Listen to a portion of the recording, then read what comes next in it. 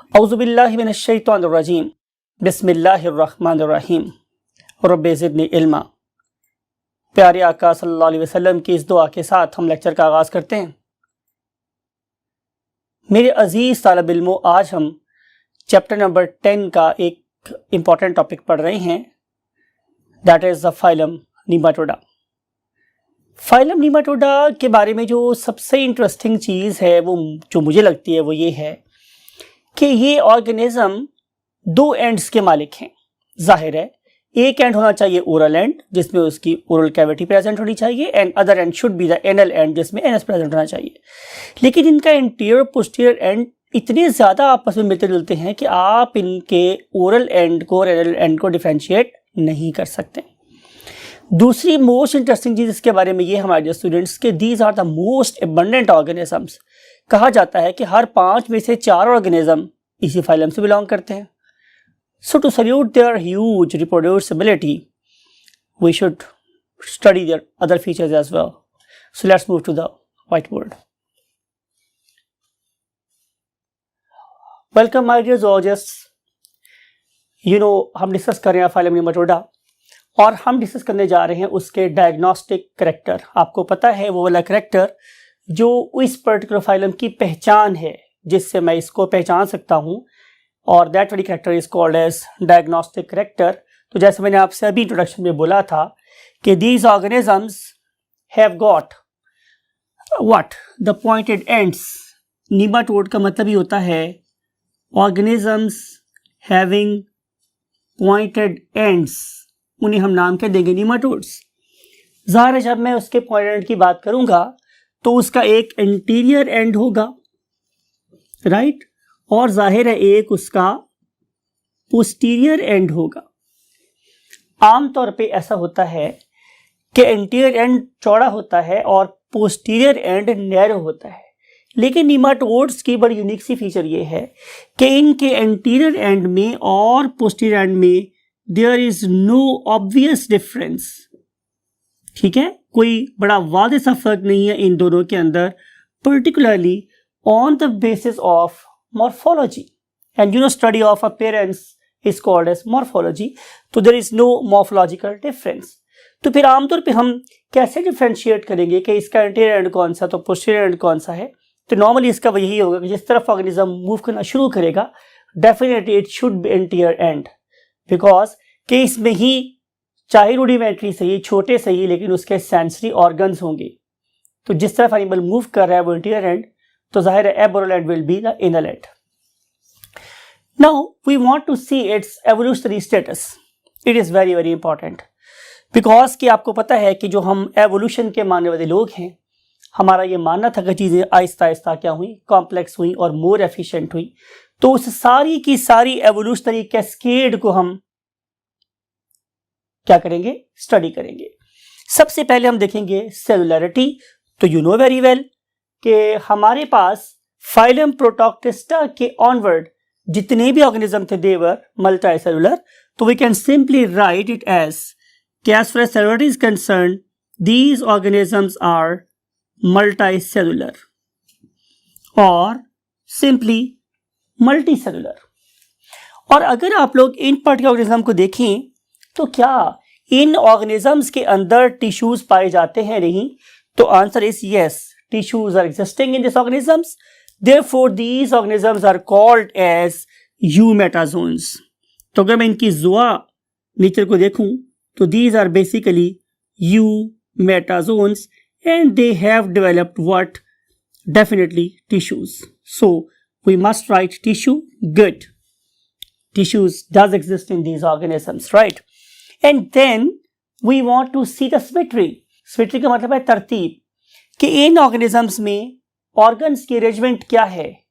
तो हमें पता चलेगा कि जब हम लोगों ने फाइलम नाइडेरिया को बाय बाय कहा था और हम लोग एंटर हो गए थे फाइलम प्लेटीहेलमिन्थेस के अंदर, तो हम लोगों को नजर आई थी क्या? Bilateral symmetry. और मैंने आपको बोला था कि इस पर्टिकुलर फाइलम प्लेटी से आगे जितने भी ऑर्गेनिजम्स हैं they are all bilaterally symmetrical. तो इससे ऑनवर्ड आपने हमेशा याद रखना है कि their symmetry is bilateral symmetry, bilateral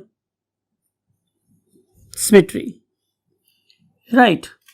So these organisms can be divided into two equal halves from just one plane. And now we want to see the layers.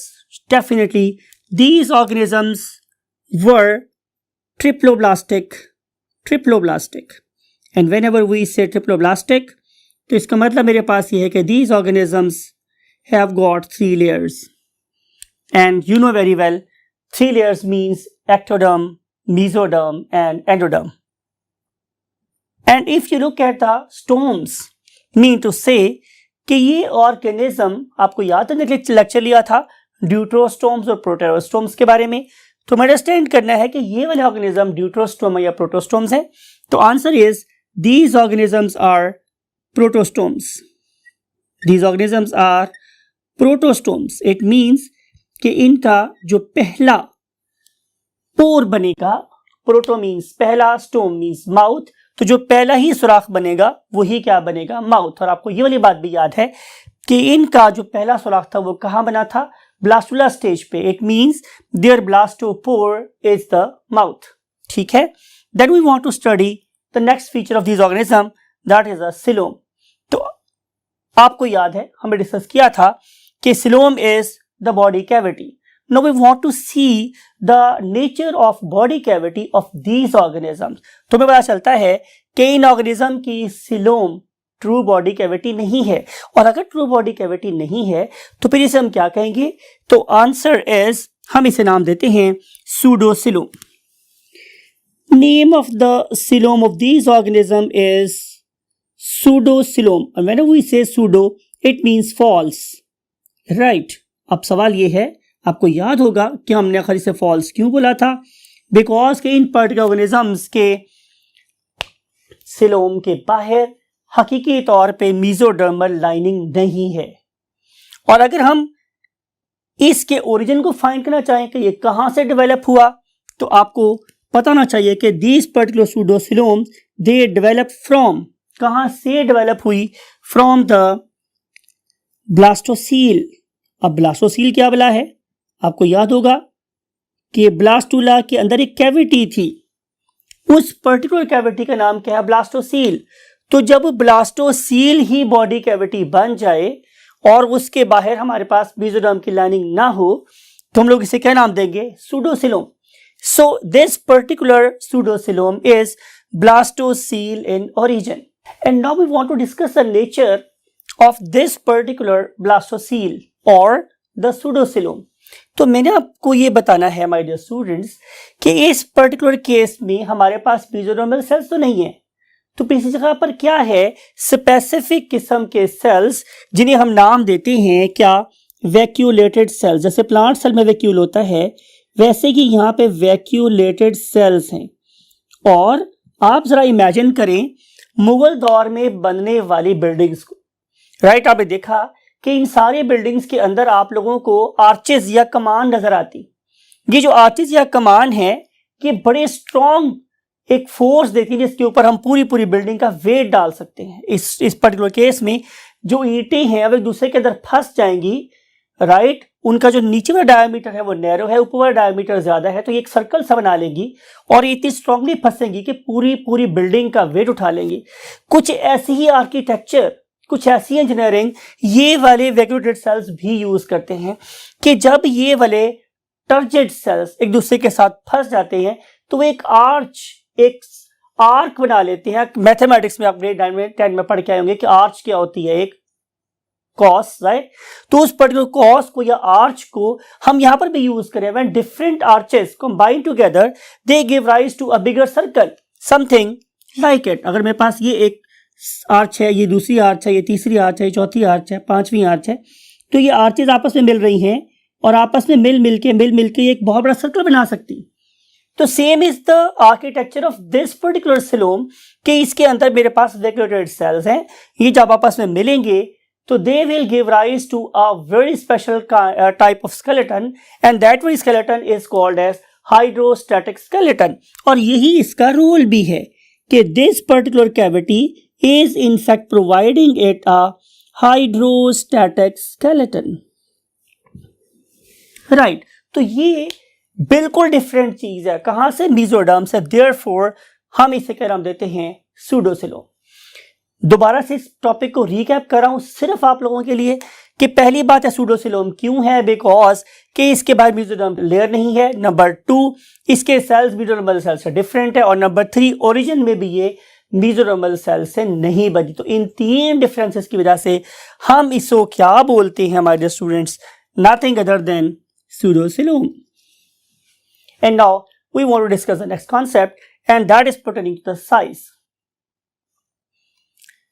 Yes, my dear students, size, again there is a great diversity, variation, variety नजर आती है हम लोगों को इनके size के अंदर। आप लोगों को माइक्रोस्कोपिक ऑर्गेनिजम्स, माइक्रोस्कोपिक बहुत छोटे छोटे ऑर्गेनिज्म से लेकर आप लोगों को ऐसे ऑर्गेनिज्म भी नजर आ सकते हैं कि जिनका साइज 40 फीट तक हो सकता है। आपको याद है या आपको याद होना चाहिए कि अगर मैं सिंगल बार लगाऊं तो ये फीट का साइन होता है, तो 40 फीट लंबा ऑर्गेनिज्म भी हो सकता है मोरलेस। और जैसे नंबर की बात करूं, so these particular organisms they are very numerous, बहुत सारे न्यूमरस ऑर्गेनिज्म है। और मैंने आपको बताया, इंट्रोडक्शन में बताया था कि इनका नंबर हर 5 में से 4 ऑर्गेनिज्म क्या है? नीमाटोड्स हैं। सो no other species or phylum can compete them in terms of their number, right? And now we want to discuss about their digestive system. पहली दफा इस पर्टिकुलर ग्रुप में हम लोगों ने सैक लाइक डाइजेस्टिव सिस्टम को convert कर दिया into tube like digestive system में। हमने सैक को क्या कहा था? बोरी, राइट? और जो बोरी है उसका एक ही मुंह होता है। हम उस बोरी में उसी जगह से चावल डालते हैं, उसी जगह चावल निकाल लेते हैं, राइट? इसका मतलब ये होगा कि it is something like it. ये एक सैक है, it is something like it, right? और इस पर्टिकुलर बोरी का एक ही मुंह है, मैं इसी में से चावल या राइस डाल रहा हूं और इसी में से मैं चावल या राइस को निकाल भी रहा हूं। लेकिन माय डियर स्टूडेंट्स, अगर मैं इस पर्टिकुलर सैक के दरमियान में एक इनकम्प्लीट पार्टीशन कर दूं, something like it, look at this, कि मैं इसको ऐसे डिवाइड कर दूं two partition, something like it, ऐसे, राइट? और उसके बाद मैं इस पर्टिकुलर ट्यूब को खोल दूं तो इसके 2 एंड्स बन जाएंगे। जब इसके 2 एंड बनेंगे तो जाहिर है एक एंड ये वाला है, for example something like it. अब मैं इसको मॉडिफाई कर रहा हूं कि अगर ये वाला एंड इस तरफ मूव कर जाए और ये वाला एंड अगर इस तरफ मूव कर जाए तो फिर जाहिर है ये पहली स्टेज में कुछ इस तरह अपीयर होगा और फाइनली ये एक लंबी सी ट्यूब बन जाएगी, राइट? तो इस तरीके से पहली दफा फाइलम नीमाटोड्स के अंदर सैक लाइक डीएस एक ट्यूब लाइक डीएस में इवॉल्व हो गया। सो जो आज आप लोगों का डाइजेस्टिव सिस्टम सैक लाइक नहीं है बल्कि ट्यूब लाइक है, तो you should be very thankful to these organism कि जिन्होंने एवोल्यूशन में आप लोगों के लिए, आप लोगों का असर तकवीम के लेवल तक पहुंचाने के सफर में इन ऑर्गेनिज्म की एक बहुत बड़ी एवोल्यूशनरी जॉइंट लीप थी कि उन्होंने सैक लाइक डीएस को ट्यूब लाइक डीएस में कन्वर्ट कर दिया। नॉट ओनली दिस, बल्कि फर्स्ट टाइम आप लोगों को इनके अंदर क्या नजर आए? मसल्स नजर आए। और इन मसल्स की मदद से जो फूड थी वो कहां गई? जाहिर है उसने ट्रेवल किया फ्रॉम द माउथ और आहिस्ता आहिस्ता पेरिस्टाल्टिक मूवमेंट करते करते करते करते डाइजेशन के प्रोसेस से गुजरते हुए, एब्जॉर्प्शन के प्रोसेस से गुजरते हुए अल्टीमेटली जो वेस्ट था उसको एनल रूट से बाहर निकाल दिया गया। So we should be thankful to these very creatures if evolution has you can say taken place। तो इन ऑर्गेनिज्म का एवोल्यूशन में और सैक लाइक डीएस को ट्यूब लाइक डीएस पर कन्वर्ट करने में एक बहुत की रोल था। अगर आप देखें तो इनके अंदर आप लोगों को डिवीजन ऑफ लेबर नजर आती है डीएस में। whenever we say division of labour, इसका मतलब है कि इस पर्टिकुलर ट्यूब के अंदर मुख्तलिफ जोन्स को मुख्तलिफ काम दे दिया गया। फॉर एग्जाम्पल जो इसका सबसे इंटीरियर पार्ट था, it was tactile in nature. Whenever we say tactile, it means it can detect the presence of its food. Right? फिर इसके अलावा इनके पास भी ऐसे एडेसिव सकर्स मौजूद थे जिसकी मदद से ये अपने आप को कई चीज से चिपका सकते थे। फिर हमें ऐसा फेरिस नजर आया that was basically muscular, that can literally suck in the things. Right? और उसके बाद जाहिर है अगर इन लोगों के पास मुख्तलिफ किस्म के एंजाइम प्रोड्यूस करने वाले सेल्स ना होते या इवॉल्व ना होते तो इतनी वेरियस टाइप की फूड को कैसे एब्जॉर्ब करते। तो इन ऑर्गेनिज्म के पास ये भी नजर आता है हम लोगों को, और वो सारे के सारे फीचर जो एब्जॉर्प्शन के लिए जरूरी थे वो भी हमें नजर आ रहे हैं। So they have played a very very important and key role in evolution of what digestive system. Now we want to move to the next thing, and that very concept is called as excretory system. So now again look at this organism. आपको इस organism में नजर आ रहा है कि there is a highly evolved what excretory system. Whenever we say highly evolved, इसका मतलब ये है कि अब ये वाला respiratory system as compared to individual existing cells of what? Platyhelminthes. उस platyhelminthes में आपको याद है कौन से cells थे? या flame cells. यहां पे ऐसा नहीं है, यहां पे आप लोगों को एक प्रॉपर इवॉल्व्ड एक्सक्रीटरी सिस्टम नजर आ रहा है, और इस एक्सक्रीटरी सिस्टम को देखें तो प्रॉपर हमारे पास दो लेटरल का मतलब होता है साइड्स पे पाई जाने वाली क्या प्रेजेंट है, एक्सक्रीटरी ट्यूब्यूल्स, और ये वाले एक्सक्रीटरी ट्यूब्यूल्स एंटीरियर एंड से कंबाइन है और इनका पीछे वाले एंड पे एक ही ओपनिंग है, दैट इज कॉल्ड एज एक्सक्रीटोपोर। तो इस एक्सक्रीटोपोर से अपने वेस्ट को बॉडी में से बाहर निकाल सकते हैं। अगर देखा जाए तो एवोल्यूशन में बहरहाल they are not much advance in terms of excretory system. Then we want to move to the next thing और next concept, and that is called nervous system. Look at this, मैंने यहां पे सबसे पहले एक word लिखा हुआ है आप लोगों के लिए, and that very word is cephalization. Whenever we use the term cephalic it means head region. Last time जब हम लोगों ने बात की थी किसके बारे में, फाइलम प्लेटिहेल्मिन्थेस के बारे में, तो हमने वर्ड यूज किया था सेफलाइजेशन।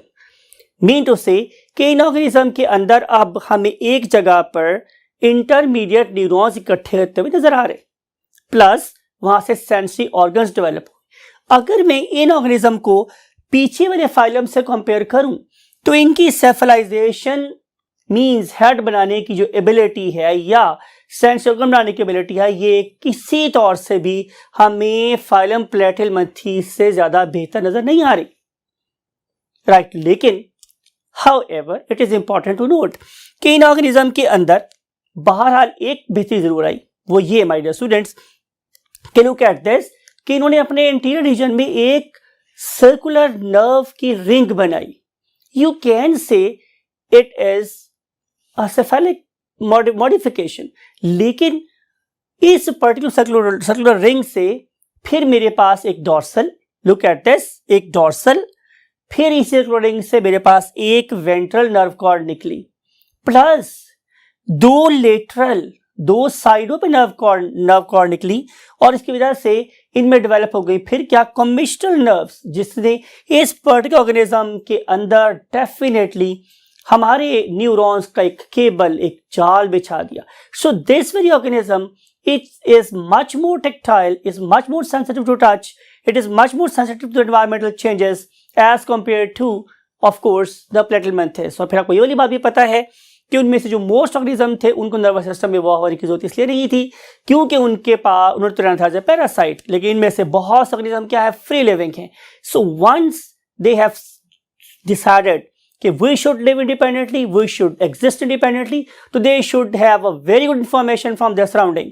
तो इस पर्पस के लिए उन्होंने अपने नर्वस सिस्टम को बहुत ज़्यादा कर लिया, इवॉल्व कर लिया। Plus I know they don't have ears, they don't have eyes, they don't have this and that, but Allah Tala ने इनको जिस चीज़ से नवाजा है वो इसके केमोसेंसरी सेल्स हैं। Those are basically lying at the top, at the interior most end of these organisms. और ये जो सेंस ऑर्गन्स है definitely they are specialized to find their host, they are specialized to detect the presence of their food, right. तो ये भाई को एक advantage हासिल है। Now we want to see the next concept and that is the respiratory system and circulatory system. अगर मैं बात करूं respiratory system की तो my dear students, look at this. Their surface is wet. Look at the number of blood capillaries in their skin, marvelous. It means they don't have very specific respiratory system, but they can absorb oxygen and CO2 directly from the environment. It means that they have got the specialized skin to carry out the process of exchange of gases. तो इस particular चीज में हम लोगों को बहुत advancement नजर नहीं आ रही है. सर्कुलेटरी सिस्टम में भी हमें कोई खास किस्म का हार्ट का नजर नहीं आ रहा है, लेकिन these organisms they are very thin, they are not that much you can say multicellular and they can absorb oxygen directly from the cells and diffusion will play its role. इसलिए हाथ से यहाँ पे सर्कुलेटरी सिस्टम भी बहुत ज़्यादा advance नजर नहीं आता है, पर्टिकुलरली ऑर्गेनिज्म में कि जो क्या है पैरासाइट है. आपकी बुक को फॉलो कर रहे हैं और अब हम चलते चलते पहुंचे आप लोगों की बुक के नेक्स्ट टॉपिक पे और उसका नाम क्या है, चलते चलते मीन्स लोकोमोशन. सो हम बात करेंगे लोकोमोशन की. आप लोगों की बुक के अगर पैटर्न को मैं फॉलो करूं तो मुझे आपको ये बताना है हमारे डियर स्टूडेंट्स कि इन पर्टिकुलर ऑर्गेनिजम्स में there is no special organ of locomotion. कोई लोकोमोशन है, कोई पाँव नहीं है, राइट, कोई फ्लिपर नहीं है, कोई ओर नहीं है इनके पास. Yet they can move not only in the environment but also inside the host. ऐसा कैसे पॉसिबल है? ऐसा इसलिए पॉसिबल है कि नेचर ने इनको 4 बैंड ऑफ मसल दिए हैं, ठीक है. उनमें से 2 डोर्सल साइड पर हैं, लेकिन साइड पे प्रेजेंट है. You can say position of these things. अगर मैं आप लोगों के लिए ड्रॉ करूं तो ये मेरे पास अगर एक ऑर्गेनिज्म है तो इस पर्टिकुलर ऑर्गेनिज्म में एक band of muscle dorsal side पे है, ये उसकी मिड लाइन है, और दूसरा बैंड ऑफ मसल भी डोर्सल साइड पर है. इट मींस कि डोर्सल साइड पे 2 मसल हैं, तो हम इसे बोलते हैं डोर्सोलेटरल पेयर ऑफ मसल. सिमिलरली अगर मैं इस ऑर्गेनिज्म की वेंट्रल साइड ड्रॉ करूं, तो यहां पे भी मुझे ऐसा ही नजर आता है कि यहां पर भी एक मसल वेंट्रल साइड पर है और दूसरा भी वेंट्रल साइड पे साइड पर है, दरमियान में नहीं है. So they have got 2 dorsolateral band of muscles and 2 ventrolateral band of muscle. इसी मैं बोलता हूं कि साइड्स पढ़ना सीखें. डोर्सो का मतलब ऊपर वाली, और अगर मैं लिखता मिड डोर्सल इसका मतलब है कि ये वाला मसल दरमियान में होता, लेकिन मैंने क्या बोला है डोर्सोलेटरल, डोर्सल साइड पे साइडों पर और वेंट्रल साइड पे साइडों पे. इस तरीके से अगर मैं इसका सेक्शन कट करूं माय डियर स्टूडेंट्स ऑर्गेनिज्म का, तो आपको नजर आएगा कि इसके अंदर अरेंजमेंट ऑफ मसल्स या क्या कहते हैं बैंड ऑफ मसल वो कुछ इस तरह की है. लुक एट दिस कि एक बैंड ऑफ मसल यहाँ है, एक बैंड ऑफ मसल यहाँ है. सिमिलरली एक बैंड ऑफ मसल मेरे पास यहाँ है और एक बैंड ऑफ मसल मेरे पास यहाँ है. तो चूंकि यहाँ पे लेटरल पोजीशन पे 2 क्या है डोर्सोलेटरल और 2 कौन से हैं वेंट्रोलेटरल मसल्स, और इस वजह से ये जो ऑर्गेनिज्म है ये या तो अपवर्ड मूव कर सकता है, राइट, और या ये वाला ऑर्गेनिज्म डाउनवर्ड मूव कर सकता है. ये वाला ऑर्गेनिज्म दाएं और बाएं मूव नहीं कर सकता. It is important to note कि ये वाला organism up and down move कर सकता है, राइट लेफ्ट मूव नहीं कर सकता, right. Now we want to see the next concept, and next concept is reproduction. How these organisms can reproduce? So no problem at all, they can reproduce by means of sexual reproduction. And definitely when we say sexual reproduction, it means that these organisms they have got testes and ovaries and they give rise to definitely sperms and eggs, and when these 2 things combine together they give rise to nothing other than zygote. और अब ये जो मेरे पास zygote है ये directly किस में transform नहीं होता, ऑर्गेनिज्म में ट्रांसफॉर्म नहीं होता, बल्कि यहाँ पे डेवलपमेंट है. इट इज बेसिकली इनडायरेक्ट, इसमें इनडायरेक्ट डेवलपमेंट हो रही है. और इनडायरेक्ट डेवलपमेंट में आपको याद होगा, आपको बिल्कुल मैंने बताया था कि these organism always involve the you can say involvement of what a larvae.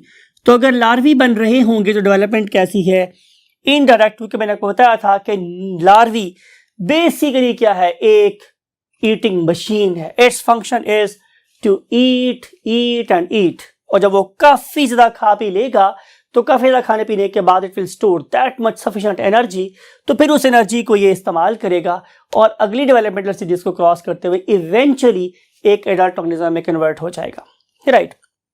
And now last topic as per your book, वो ये है कि what is its importance. Importance मेरे पास ये है कि ये ऑर्गेनिज्म दुनिया में दो फॉर्म एग्जिस्ट करते हैं, उनमें से एक को हम कह सकते हैं कि they are of course free living organisms and other one are nothing other than parasite. तो other organisms can be the parasites. तो बेसिकली आज हम जो ट्रिब्यूट पेश करने वाले हैं या जिसको स्टडी करने वाले हैं वो इनकी पैरासाइटेबिलिटी है। One of the very common parasite is Ascaris, right, and you know this particular Ascaris, आम ज़बान में हम लोग मुलब कह रहे होते हैं, you know, very dangerous.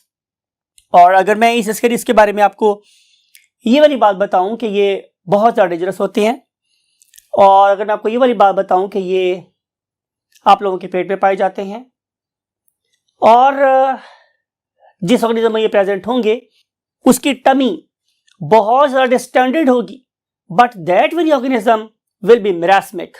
Whenever we say the term merasmic, it means it is suffering from what? Atrophy or dystrophy of the muscles. कमजोर सा नहीफ सा बच्चा होगा लेकिन सारा जोर उसका पेट पर होगा, तो डेफिनेटली उसका जोर पेट पर नहीं है, बेसिकली उसके टमी में फुल, उसकी टमी जो is full of definitely nothing other then Ascaris. अब एस्केरिस के बारे में जो सबसे ज़्यादा गलत बात है या खतरनाक बात वो ये हमारे स्टूडेंट के sometime these organisms they move out through your oral cavity. Normally तो ये एनल रूट से बाहर निकलते हैं बॉडी में से, लेकिन बाज़ औक़ात ये हमारे ओरल वे से भी बाहर आ जाते हैं, और समटाइम अगर हम कभी रेस्टिंग फेज में हो, सोए हुए हो, खासतौर पर बच्चों में, तो ये हमारे नेज़ल चैम्बर में से गुजरते हुए नोज में से भी बाहर आ जाते हैं। और सबसे इंपॉर्टेंट और ख़तरनाक बात है वो ये है कि समटाइम अगर एक बच्चा सोया हुआ है तो ये उसके ओरल रूट से निकलकर, अगर उसे कोई और वे ना मिल रहा हो बाहर निकलने का, तो ये हमारे ट्रेकिया में चले जाते हैं, और उस ट्रेकिया में जाने की वजह से ज़ाहिर ऑब्स्ट्रक्शन हो जाएगी और इस छोटे से बेबी की एस्फिक्सियल डेथ हो जाएगी। Whenever we say the term asphyxia it means death due to unavailability of oxygen. So these are very dangerous organism, literally these are very dangerous organisms. और इसको बॉडी में से अगर पता चले कि ऐसा काम हो रहा है तो एज सुन एज पॉसिबल हमें कोई ऐसी मेडिसिन देनी चाहिए जो जल्दी से इन ऑर्गेनिजम्स को वाइप ऑफ कर दे from the body. This are literally very dangerous. So ascaris के बारे में हुई बहुत सारी बातें, हम बात कर रहे हैं एक जीनस की, and that very genus is reptitus. It is basically a genus. This is a genus reptitus. It has got many organisms. Those are basically parasites. One of the very known example is a pinworm. और अगर आप लोग pinworm की बात करें तो its name is Enterobius vermicularis. Enterobius, आपको ये नाम याद रखना है my dear students, पहला आपने याद रखनी है एंट्रो। आपको मैंने बहुत दफ़ा बोला कि जब भी मैं टर्म यूज़ करता हूँ एंट्रो, इसका मतलब है कि आपका ताल्लुक इस वक्त इंटेस्टाइन के साथ है। मैंने आपको कई दफ़ा बताया एंटेरिक फीवर, इंटेस्टिनल फीवर को बोलते हैं, टाइफाइड दूसरा नाम भी है। सो एंटेरोबियस वर्मिकुलरिस, व्हेनेवर वी से वर्मी, इसका मतलब है कि ये किसी कीड़े जैसा है। एंट्रोबियस ये ज़ाहिर है ही कीड़ा, राउंड वर्म है, ये दोनों एंड्स पॉइंटेड है, लेकिन हमारे इंटेस्टाइन में पाया जाता है, तो मैंने नाम रख दिया इसका एंट्रोबियस वर्मिकुलरिस। अब ये जो एंट्रोबियस वर्मिकुलरिस है, इसे हम पिनवर्म इसलिए बोलते हैं कि ये आमतौर पे ज़ाहिर है जॉइंट तो मेरी बॉडी में होंगे by means of orofaecal transmission, और ओरोफिकल ट्रांसमिशन में जाने के बाद they will definitely invade the intestine, और इंटेस्टाइन में जाने के बाद ये बड़े एक्टिव रहते हैं ड्यूरिंग द डे टाइम। लेकिन जब इनको अपने आप को इन्फेस्टेशन के प्रोसेस से गुजारना है, मीन इसे इन्फेक्शन फैलानी है टू अदर ऑर्गेनिज्म, तो आमतौर पर ये जाके क्या करते हैं कि ये रेक्टम के अंदर जाके रहना शुरू कर देते हैं। और ख़ास तौर पर जब रात होती है तो इसकी जो फीमेल है ये हमारे रेक्टम से, हमारे एनस से बाहर आकर क्या करती है, अंडे दे देती है, और वो जो अंडे हैं दे आर वेरी मच इची, और जब ये वाला बच्चा उस पर्टिकुलर जोन में खारिश करता है तो ये वाले जो एग्स हैं ये उसके नाखून में, उसके नेल्स में फंस जाते हैं, उसके हाथों को खराब कर देते हैं।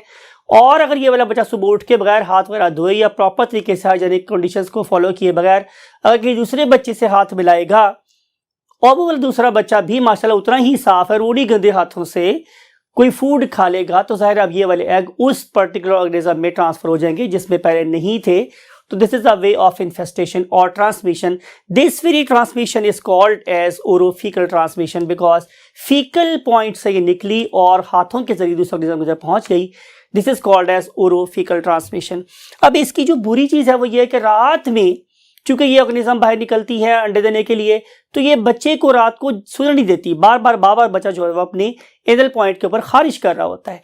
तो उस लिहाज से उसको इंसोम्निया मींस रात को नींद ना आने की बीमारी लग सकती है, खारिश होती रहती है उसको बहुत ज्यादा, ये भी एक और प्रॉब्लम है। तो इसी तरह से बच्चा वो बहुत ज्यादा चिड़चिड़ा भी हो सकता है। Now we want to move to the another very lethal organism and that very lethal organism is called as hookworm. तो what is your next job? वो ये है कि आप इस particular hookworm का scientific name याद रखें। तो इसका scientific name है that is called as Ancylostoma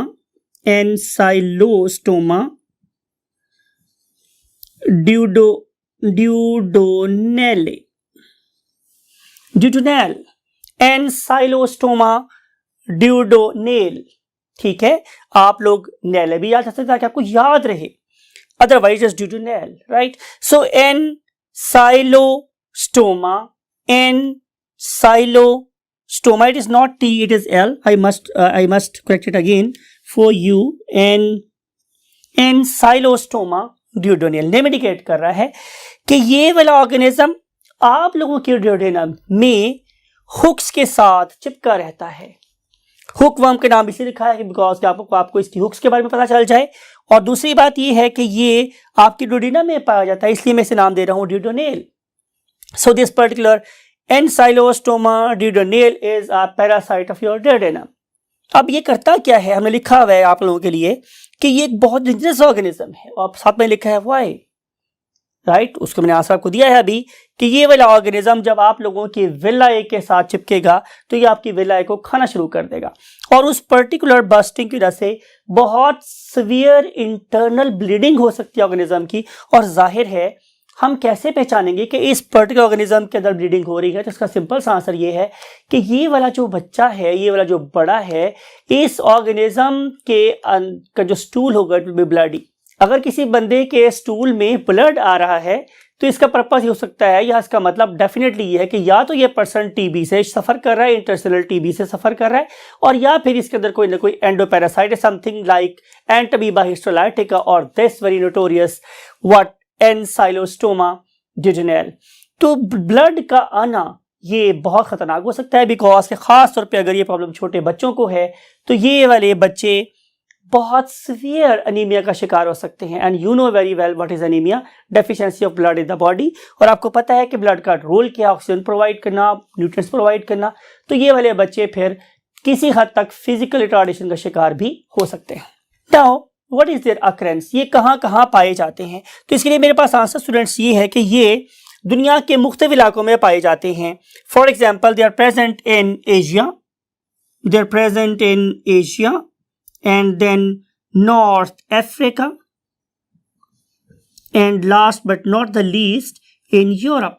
So America is blessed in this sense कि अमेरिकन सॉइल में ये प्रेजेंट नहीं होते। आगे कुछ बातें मैंने ऐसी भी लिखी हैं जो definitely out of the box हैं और उनको मैंने इसलिए सेपरेटली इस पर्टिकुलर एरिया में रखा। इस पर्टिकुलर एरिया में look at this, it is not from your book. I just want to inculcate few more things so that you may find the importance of this group in your mind. One of the very famous disorder in the world is filaria, and that is usually present in Africa. It is not present in Pakistan. And if you look at this particular disease, तो ये इसको transmit करने की जो cause है वो क्या है? Mosquitoes. And you can say कि this is a sister disease of malaria, right. लेकिन मलेरिया में तो आपको पता है कि एक प्रोटॉक्टिस जिम्मेदार था, लेकिन फिलेरिया में एक nematode is the you can say notorious agent. ठीक है, अब हम बात करेंगे एक और डिजीज की जो कि अफ्रीका में ही पाई जाती है, और इस केस में जो ऑर्गेनिजम्स रहते हैं ज़्यादा दरिया के पास, वो एक नीमाटोड का शिकार हो जाते हैं, और ये नीमाटोड जाके उन ऑर्गेनिज्म की आंखों को अंधा कर देता है। These organisms are found in the eyes of those particular victims, right. उन बदनसीबों की आंखों को ये खास किस्म का नीलापन देते हैं, जो इनफैक्ट उनको ब्लाइंड कर देता है। फिर इसके अलावा ये जो नीमाटोड्स हैं, they are most of them are good, but few of them are very bad, जिनमें कि आपको पता है कि not only they are causing diseases in, you can say, man and animal, they're also causing disease in plants. For example, मैंने यहाँ पे दो बड़े dangerous plant you can say parasites नाम रखा हुआ है. One of them is called as a root knot you can say nematodes. तो ये उनकी रूट्स में रहते हैं, ये रूट्स को डिस्ट्रॉय करते रहते हैं, उनके अंदर जाकर उनकी फूड को खा लेते हैं। सो जाहिर है अगर सारी फूड इनको मिल जाएगी तो बेचारा प्लांट क्या खाएगा, तो प्लांट्स अल्टीमेटली डेथ का शिकार हो जाते हैं। And other one are called as a cyst nematodes. They are again present in you can say plant bodies. और आप लोगों को इस डायग्राम में नजर आ रहा है, इस इमेज में आप देख रहे हैं कि यहाँ पे आपको इन ऑर्गेनिज्म की सरफेस के ऊपर बनी हुई सिस्ट्स नजर आ रही हैं। तो definitely these very small creatures, they are very excellent you can utilizer of the resources. तो जितने भी प्लांट के रिसोर्सेज थे वो सारे तो सारे ये खा जाएंगे, तो फिर प्लांट बेचारा बीमार ही रहेगा। अब हम एक और ऑर्गेनिज्म को ट्रिब्यूट पेश करना जा रहे हैं, जब डेफिनेटली आपकी बुक का पार्ट नहीं है, मैं आपको फिर बता रहा हूँ, लेकिन मेरी विश है कि आप एक थिंकिंग ब्रेन और एक ऐसा ब्रेन जो और क्रेव रखता हो, तलब रखता हो नॉलेज की, वो आपके पास होना चाहिए। तो मुझे बड़ी अच्छी बात लगी while I was preparing this topic, तो मैंने कहा मुझे अपने स्टूडेंट्स से जरूर शेयर करनी चाहिए। वो बात ये है कि what is its importance in research. तो हमारे पास एक ऑर्गेनिज्म है, उसका नाम है सी एलिगेंस। ठीक है, ये जो ऑर्गेनिज्म है ये बड़ा कमाल ऑर्गेनिज्म है। हमने इसके बारे में बड़ी यूनिक बातें पता की हुई है। फॉर एग्जांपल आपको याद होगा कि हम लोगों ने एक किस्म की क्लीवेज पढ़ी थी, उसका नाम था मेरे पास डिटर्मिनेट क्लीवेज।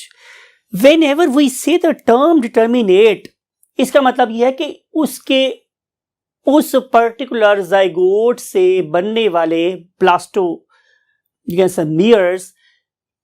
से क्या क्या, कब कब और कैसे कैसे बनता है, ये हमें सारा पता होता है। उस क्लीवेज से क्या बनेगा, किस तरह बनेगा, कब बनेगा, ये सारा हमें पता है। और इस चीज के बारे में, इस डिटर्मिनेट क्लीवेज के बारे में हमें सबसे पहले जिस ऑर्गेनिज्म पर रिसर्च करने का मौका मिला, that was basically C elegans, right. इसके अलावा सी एलिगेंस के बारे में हम लोगों ने सबसे पहले ये देखा कि कौन कौन सी नर्व कहाँ कहाँ पहुंची हुई है। हमें नर्वस सिस्टम के बारे में बहुत डिटेल से पता चला। फिर इसके अलावा इस पर्टिकुलर ऑर्गेनिज्म के ऊपर हम लोगों ने डेवलपमेंटल बायोलॉजी में बहुत रिसर्च की। ठीक है, तो कहने का मकसद ये है कि इन ऑर्गेनिजम्स के ऊपर हमने जब रिसर्च की तो हमें पता चला कि ये नीमाटोड्स तो हमारे बहुत अच्छे रिसर्च स्पेसिमन भी बन सकते हैं, और हमने इनको रिसर्च स्पेसिमन बनाया भी। और अब हम बात करते हैं आखिरी, that is called ecological importance. जैसे मैंने डिस्कस किया कि इकोलॉजी में ये हमारे बहुत अच्छे फ्रेंड साबित हो सकते हैं, और हमारी कोई सॉइल ऐसी नहीं है जहां पर ये प्रेजेंट नहीं होते। They are very very excellent recycler of the nature. और इस पर्टिकुलर केस में अगर मैं आपको ये बताऊं कि इस एप्पल को देखें, that is basically undergoing what, rotting. Rotting का मतलब है गलना सड़ना। तो आप देख सकते हैं कि इस पर्टिकुलर रॉटिंग एग में तकरीबन 90,000 क्या प्रेजेंट है, नीमाटोड्स प्रेजेंट। तो आप इमेजिन कर सकते हैं कि कितनी ज्यादा nematodes actively involved हैं in recycling of the resources of the nature। फिर इसके अलावा बहुत से जो nematodes हैं, they are also present, look at this image, आपको नजर आएगा, they are also present in the top soil, they are in billions literally speaking, कि इतनी ज़्यादा nematodes हमारी top soil में present हैं, and most of them they are friends of us but few of them are not friend of us। तो कहने का मकसद मेरे पास ये स्टूडेंट्स कि These are the information those are present in your book। दिल तो ये कर रहा है कि आप लोगों से इसके बारे में और बहुत सी बातें की जाएं, लेकिन मैं हमेशा बोलता हूं कि मुझे हुक्म अज़ान ला इलाहा, मेरी ख्वाहिश होती है कि मैं ज़्यादातर बातें आपकी बुक में से ही करूं और आपको उस प्रेमिसेस के अंदर ही रखूं, लेकिन आदत से मजबूर हूं। कभी कभी आपसे थोड़ी अच्छी बातें बुक के अलावा भी कर ली जाती हैं, बेयर इट। और उसे कभी एग्जाम में मत लिखिएगा, एग्जाम में सिर्फ वो बात लिखिएगा जो आपकी बुक में गिवन है। एक्स्ट्रा बातें सिर्फ ये जो चलती हैं तुझे ऊंचा उड़ाने के लिए, सिर्फ आप लोगों को एक बेहतर थिंकिंग ब्रेन देने के लिए बात आपसे की जाती हैं। I hope you will bear it. और इस दुआ के साथ क्या ताला आप लोगों को ज़्यादा से ज़्यादा मार्क्स स्कोर करके अपने गोल को अचीव करने में आपकी हेल्प फरमाए। और इस ख्वाहिश के साथ कि आप अपने पेरेंट्स का बहुत ख्याल रखें और जब कभी नमाज़ पढ़ें तो हमारे लिए भी ज़रूर दुआ करें। मैं चाहूँगा आप लोगों से इजाज़त और आपसे किसी नए फाइल के साथ मुलाकात करेंगे। Till that time, bye bye, Allah हाफिज़।